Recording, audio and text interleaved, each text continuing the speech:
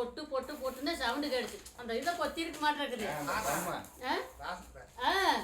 தம்முக்குள்ள படுத்துக்கிட்டு ஒரு செம்பு தண்ணியில 3 முட்டை எட்டு இருக்குது.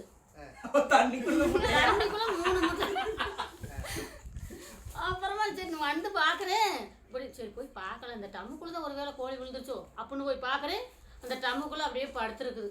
இந்த வாக்குல 3 முட்டையோட அப்படின்னு சாக்கிறேன். நடக்கவே முடியல. 2 மாசமா பிள்ளையே எங்க அப்பா வந்துட்டு அம்மா இதெல்லாம் எடுத்து வச்சுட்டு கூட்டிட்டு அப்புறமா பொட்டு பொட்டுன்னு சத்தம் கேட்குதுமா, என்னன்னே தெரியல அப்படின்ச்சு. சரிப்பா இருப்பா பார்த்துக்கலாம் அப்படின்ட்டு நான் போய் சந்தேகத்துல தான், ஏமாமா நீ எது வெத்தலாவை கொட்டினியான்னு கேட்டேன்.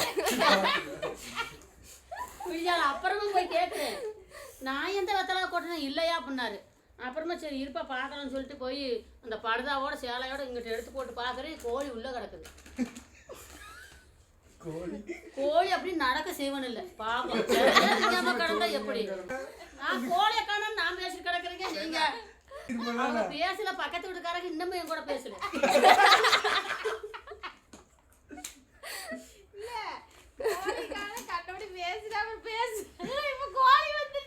கோழி காணா போனதுல உண்மைதான். 2 கோழியை காணா போனது உண்மைதான். இந்த கோழி முட்டையிடுற கோழி சாவ தோத்திட்டு போனது உள்ள விழுந்துருச்சு தம்முக்குள்ள.